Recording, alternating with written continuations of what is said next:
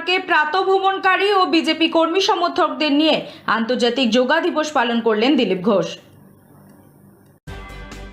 আন্তর্জাতিক যোগ দিবসে প্রাক্তন রাজ্য সভাপতি দিলীপ ঘোষ বিজেপি কর্মী সমর্থক এবং প্রাতঃভ্রমণকারীদের নিয়ে ইকো পার্কে যোগা করলেন। প্রতি বছরই 21শে জুন পালিত হয় বিশ্ব যোগ দিবস। 2014 সালে রাষ্ট্রপুঞ্জের তরফে যোগ দিবস হিসেবে ঘোষণা করা হয় এই দিনটি। বর্তমানে চূড়ান্ত কর্মব্যস্ততার যুগে শরীরকে সুস্থ রাখার জন্য যোগাভ্যাসের প্রয়োজনীয়তা অনস্বীকার্য। তাই বিশ্বের প্রায় 180টি দেশে এই বছর যোগ দিবস পালিত হচ্ছে।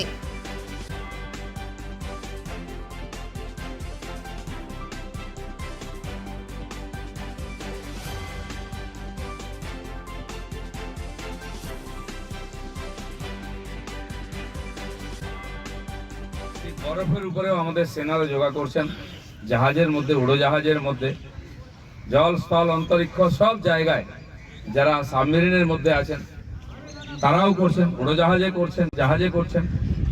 তো এই যে যোগকে সর্বত্র যত্রতত্র সর্বত্র পৌঁছে দিচ্ছেন, এই যোগের যে সর্বত্র গামিতা এবং তার যে উপকার কোটি কোটি মানুষ পাচ্ছেন বিশ্বেতে।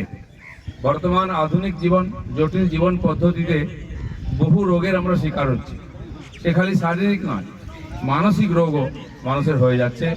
বহু মানুষ ডিপ্রেশনে আছে, ছোট ছোট বাচ্চাদের মধ্যে সেই সমস্ত দোষ দেখা যাচ্ছে। তো আধুনিক চিকিৎসা বিজ্ঞানের উন্নতি সত্ত্বেও ওষুধ দিয়ে সব সারানো সম্ভব হচ্ছে না, দ্বিতীয় বিকল্প খোঁজা হচ্ছে। কিন্তু আমাদের পূর্বপুরুষরা হাজার হাজার বছর ধরে এই বিকল্প দিয়ে রেখেছেন, কারণ মানুষের শরীর মনকে ভগবান খুব জটিল তৈরি করেছেন।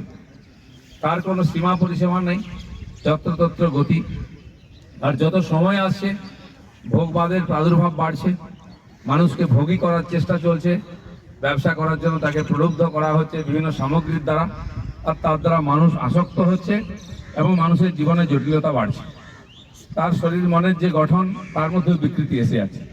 তো এর থেকে মানুষের জীবনকে, মানুষের শরীরকে, জীবন পদ্ধতিকে মুক্ত করার জন্য আমাদের পূর্বপুরুষরা হাজার হাজার বছর ধরে এই যোগের আবিষ্কার করেছেন, অভ্যাস করেছেন, মানুষকে এর মধ্যে প্রেরিত করেছেন।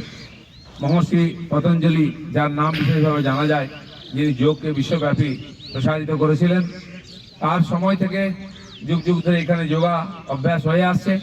যেটা মাননীয় রঞ্জিত দা বলছিলেন যে লোকের ভুল ধারণা ছিল কেবল ঋষিমুনি যোগী তপস্যায় যোগা করেন। আমাদের শাস্ত্রে গীতায় বলা হচ্ছে যোগা কার্যসু কৌশলম, কাজ করার যে কৌশল সেটাই যোগ।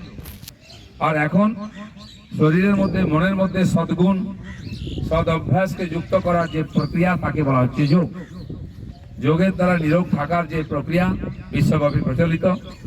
একাধিক সন্ত, শ্রী রবিশঙ্করজি, মাননীয় পূজ্য রামদেব বাবা থেকে আরম্ভ করে এবং এই সাধু সন্ত, বহু গুরু যারা মানুষের জীবনের পরিবর্তনের চেষ্টা করছেন, তারা যোগকে মাধ্যম করে বিশ্ব পরিবর্তনের যে প্রয়াস করেছেন, তার ফলে এবং আমাদের প্রধানমন্ত্রী হয়ে ভারতের গৌরব বাড়াবার জন্য যা যা করেছেন, তার মধ্যে যোগকে বিশ্ব প্রকৃতিতে প্রচারিত করার একটা বড় যোগদান আছে।